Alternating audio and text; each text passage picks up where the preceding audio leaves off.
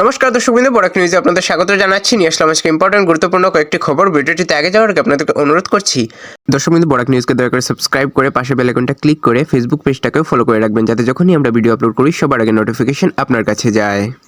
তো চলুন দেখে নেওয়া যাক আজকের important খবরগুলি।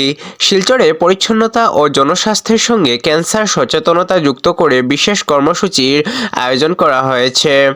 Silchar municipal corporation SMC এবং তাদের সলিড ওয়েস্ট ম্যানেজমেন্ট সিস্টেম দল যৌথভাবে INTAS অর্থাৎ ইন্টাস ফাউন্ডেশনের আপনা ঘরের সঙ্গে সহযোগিতায় এই সচেতনতা সভার আয়োজন করে। এই কর্মসূচিতে সুশৃঙ্খল স্বাস্থ্যবিধি মেনে চলার গুরুত্ব তুলে ধরা হয়। বিশেষভাবে দেখানো হয় কিভাবে সঠিক বর্জ্য ব্যবস্থাপনা ও শুকনো ভেজা বর্জ্য আলাদা করে ফেলা স্বাস্থ্য ঝুঁকি এমনকি ক্যান্সারের মতো গুরুতর রোগের ঝুঁকিও কমাতে সাহায্য করতে পারে।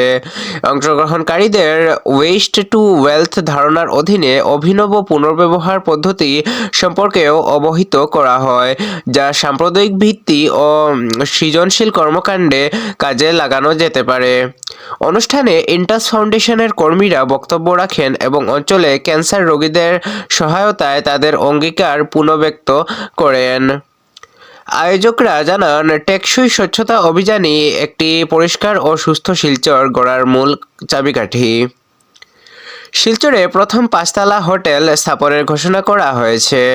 26 ফেব্রুয়ারি আসামের মাননীয় মুখ্যমন্ত্রী ডক্টর হিমন্ত বিশ্ব শর্মা মহোদয় জানান, পোলো টাওয়ার্স শিলচরে একটি 5তলা হোটেল গড়ে তুলবে।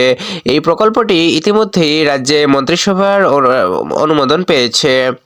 এটি বাস্তবায়িত হলে শিলচর শহরে এই শ্রেণীর প্রথম হোটেল হবে বলে জানা গেছে। দর্শকবৃন্দ, সরকারের মতে এই উদ্যোগ বরাক উপত্যকায় পর্যটন শিল্পকে শক্তিশালী করবে এবং স্থানীয় কর্মসংস্থানের নতুন সুযোগও সৃষ্টি করবে।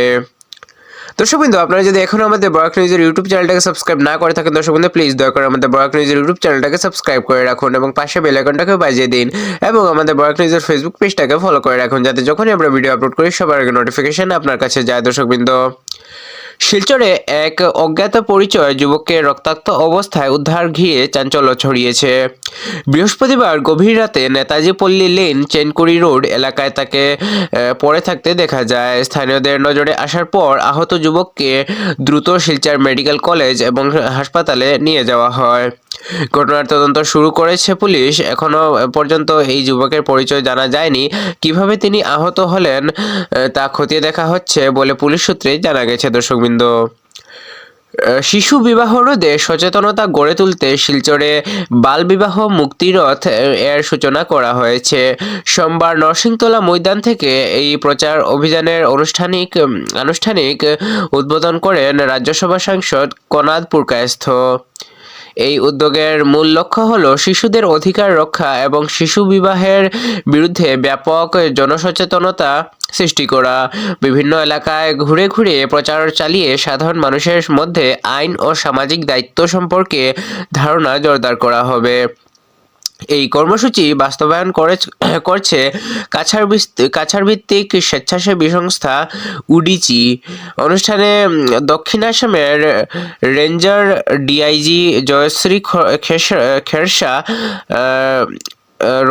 রোজকান্দি চা বাগানের ম্যানেজার ঈশ্বর ভাই উবাদিয়া সহ অন্যান্য বিশিষ্ট ব্যক্তিরা উপস্থিত ছিলেন।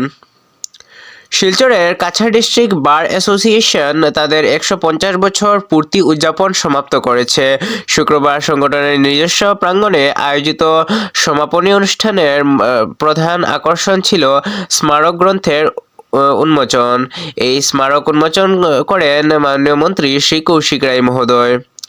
অনুষ্ঠানে আইনজীবী ও সদস্যরা সমিতির দীর্ঘ ঐতিহ্য ও অবদানের কথা স্মরণ করেন এবং ভবিষ্যতেও ন্যায় বিচার ও আইন পেশার প্রতি তাদের অঙ্গীকার পুনর্ব্যক্ত করেন।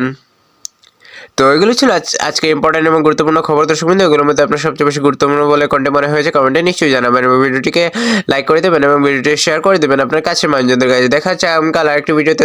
ততক্ষণের জন্য ভালো থাকবেন, সুস্থ থাকবেন। জয় হিন্দ।